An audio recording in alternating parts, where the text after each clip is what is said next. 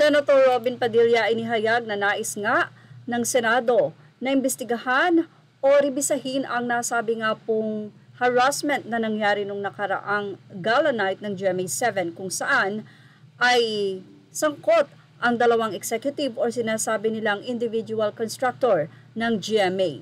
Mula noong August 5, 2024, Senator Robin Padilla sought a legislative inquiry on allegations of sexual harassment involving executives of a television network.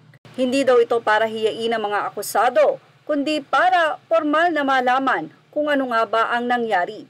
Kamakailan lamang ay formal na ngang naghain ng mag-amang sina Nino at Sandro Mulak sa NBI kung saan nagbigay sila ng salaysay sa buong pangyayari kung ano nga ba ang naging sitwasyon ni Sandro Mulak. Hindi naman na nagbigay pa ng pahayag itong si Nino kundi nanghingi siya ng panalangin na sana nga ang justice o ang hustisya ay makamta ng kanyang anak. Samantala, ayon sa kampo nila Jojo Nunes at Richard Cruz na nagsalita na nga ang kanilang abogado na natanggap na daw ang nasabing subpina. Pero pumalag ang abogado ni Jojo at ni Richard matapos nga naman lamang iimbestigahan ang nasabing kaso na ito sa Senate. Narito ang naging pahayag ni Atty. Maggie Abraham Garduque mula sa Fast Talk. Hindi nga daw mag-a-appear ang dalawang akusado sa Senate. I will not be in Manila tomorrow but as regards my client, they will not attend. There is an invitation for them to attend and join in the discussion on the policies of television networks and artist management agencies in relations to complaints of abuse and harassment. This is the topic daw. So basically, the Senate will discuss on the policies of TV networks and talent agencies on handling complaints. Our client are not an employee of GMA Network or Sparkle Artist Center. Therefore, they do not have personal knowledge of the policies of said network and talent agency. Most importantly, they are respondents in a criminal case filed against them by Mr. Sandro Mulak, which is currently being investigated by NBI. They might be questioned during the hearing in the Senate, which may be tantamount to cross-examination during trial of the case, which usually happens to an accused in court when our client have not even been indicted before the prosecutor's office for alleged sexual abuse being filed by Mr. Mulak at any rate.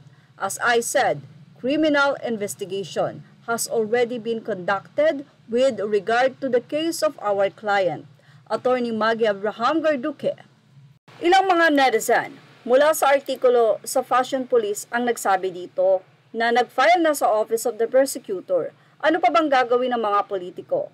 Grandstanding, libreng campaign, promotion. Sa kapag ganyan ng mga sexual abuse rape cases, hindi yan trial by publicity. It is kept as private as possible by the judges. Pinapalabas pa nga ang di kasama pag isasalang ang victim. At ilang netizen naman, actually marami ang nagbigay ng suporta kay Sandro. Anila ang mga abusado na bading na yan ay mga predators ng mga inosente. Mga kriminal yan, binibiktima ang mga bata kasi nga blank. Justice for Sandro Mulak, nakakahiya yung dalawang yon. Damay na naman ang buong community. Mga kriminal, dapat i-fire ng GMA ang dalawang yan. Mula pa sa isang netizen na si Jaiden Diaz Santos, justice will prevail. We believe in you, Mr. Sandro and Sir Nino Mulak. I-fire na yung Richard at Jojo para matahimik ang lahat. Be professional. Huwag idaan sa posisyon o yaman. Ibabasura pa nga ang kaso. Mabubunyag din ang mga gawa niyo, sir. Well, mukhang hindi nga matutuloy ang Senate hearing dahil may karapatan ang bawat isa. At tama nga naman, ang mga ganitong kaso ay hindi pinagpepiyestahan sa social media dahil may mga eksena o mga salita na hindi nararapat pa na ito ay isa publiko. At sa palagay nyo ba ay matutuloy ang Senate hearing na ito? Ilagay na ang inyong opinion sa ating comment section. Images are all credit to the rightful owners. Thank you for watching Showbiz Now.